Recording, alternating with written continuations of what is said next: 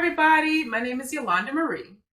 So I decided to do things a little bit different today. Since I was already doing readings anyway, I had the tarot cards out anyway, I decided to ask the question, specifically, what can we expect to be birthed forward within the awakened collective as a result of the full moon energies coming Tuesday, okay, which is November the 12th, all right? We have a full moon coming.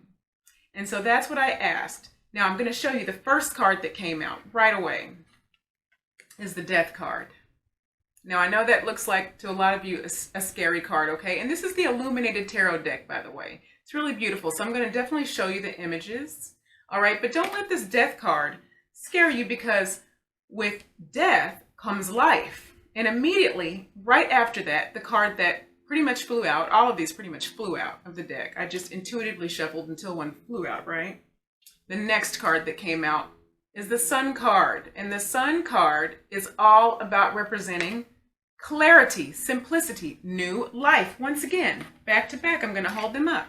This is how they came out, okay? Death card, Sun card, all right?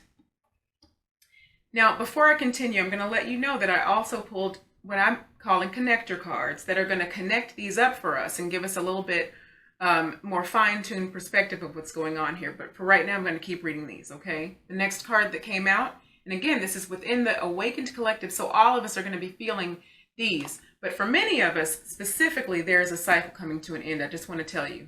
For many of us, something specific is ending, and the full moon energy is going to push that, shove that forward. That is what's happening, okay? Now, the card that came out after the Sun card is this Ten of Diamonds. This is all about choices. Choices to be made, okay? So there, and it could be overlapping groups of us, okay? But many of us are going to be in decision-making mode. Now, specifically this card, let me just say, specifically literally means a choice between the material or the physical, however you look at that, and the spiritual, okay? And it will mean that to an extent, but this is primarily about being in both worlds, okay? You're not really choosing anymore whether you're going to not be, trying to not be awakened or live primarily in the 3D and reject these things. You're past that point. We as a collective are primarily past that point. These choices are more about how do we go back and forth and float between two worlds. To what extent are you able to coexist in 3D, and how do you do it? There's a lot of this going on. Well, this full moon energy is going to bring a lot of that up. Again, how do you maneuver through these two worlds? And sure enough, right after that, the card that came out is this card that represents cooperation, collaboration, working with each other.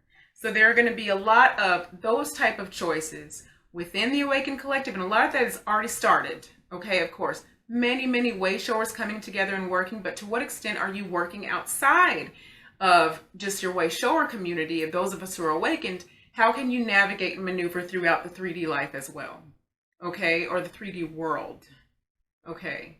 And so here are the cards that came out as they serve as connectors, as fine-tuners, sort of connecting the dots, if you will. And so the first card, let me back up from that though. In the subconscious position for this Illuminated Tarot deck, the High Priestess. Now this is basically the card that drives the energy underneath this reading, okay? This is the reason for all of these things synchronistically coming together and producing this effect, if that makes sense what I'm saying. It is because we are in this collectively in this High Priestess mode, or moving toward it. This is us driving this energy. This is a passive, powerful. Please don't mistake the term passive for weak. It is very powerful, because look at how she's juggling there. Look at this. Look at these two. It's the Two of Diamonds. She is able to do more than one thing at once. She's able to boy between these two worlds, right? She's able to understand these things, and she understands energy and how to move it. All right. And because I'm saying she does not mean this does not apply to male and female. It's all of us. This is where we are. This is the energy that's driving this, our higher perspectives. Do you understand? And so that full moon energy is going to shove all of this forward. The first card that came out to connect these up. Unbelievable. This is the universe card. Now, this is the psychic tarot deck, okay? An older deck, which is a great fine tuner. Okay, it's very dramatic. So you'll see. But this universe card represents what you might think of as the world card, perhaps, but it can be the beginning of a cycle or the end. Now, isn't that something? Because it is the connector between these two, between your death card coming out and your sun card, this new cycle starting, okay? This new life, okay? Simplicity, clarity, clearing everything up, showing it to you as it is, all right? And between the sun card and the choices card, new beginnings, I'm not even kidding, came out right after it. So basically, you've got your end of a cycle again, just like the death card. So I can't state it enough. For many of you, something is coming to an end, but it's beautiful. It births new life immediately. You can even see it in the beauty in this card. I don't know how well you can see it because of the glare here.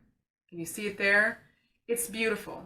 It's beautiful, but it can represent, and in this case, does represent the end of a cycle. And right into this new beginning. Now, contrary to that, whereas the death usually looks scary and the new beginning looks great, this can be sort of scary. And this is depicted by, you've got all these choices. You've got to figure out, how you're going to maneuver. That comes right along with these new beginnings. And the next card that comes out is mental conflict. So you are, really in it trying to figure out how to put the pieces of what you have learned together is what I'm hearing. That's the mental conflict that's going to be going on. How to maneuver through the muck of the 3D energy and keep the pieces of yourself. Look at the pieces there. Okay, it depicted in the card. And that's what they're saying. To keep the pieces of yourself, okay, that have reorganized themselves together. Ultimately, this is superficial in nature because you will instinctively know how to move forward with this. You will understand and gain great understanding about how to do this. So this will come to pass. Okay, so that's what the Arcturians have to say about that. So this is how it's going to feel, is what they're saying. That's how it's going to feel. But ultimately, you're going to figure out how to make these things work. These are joyous things. These are good things coming. Very good things coming. They're going to feel like this, but ultimately it's going to come to pass. And the subconscious, to go along with this, it's underneath, sort of driving this fine-tuning part of the reading. It's called the waiting game.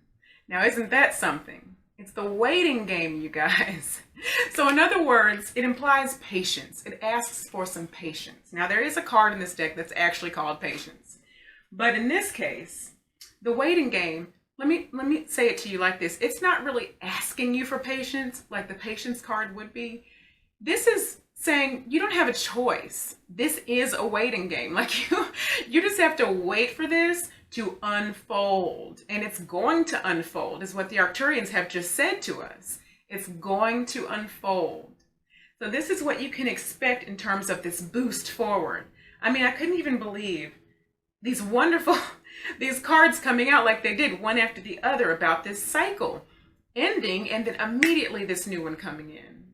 So I really hope that this gives you a little bit of clarity, and dare I use I won't use the word hope, because we are getting in our knowing, right?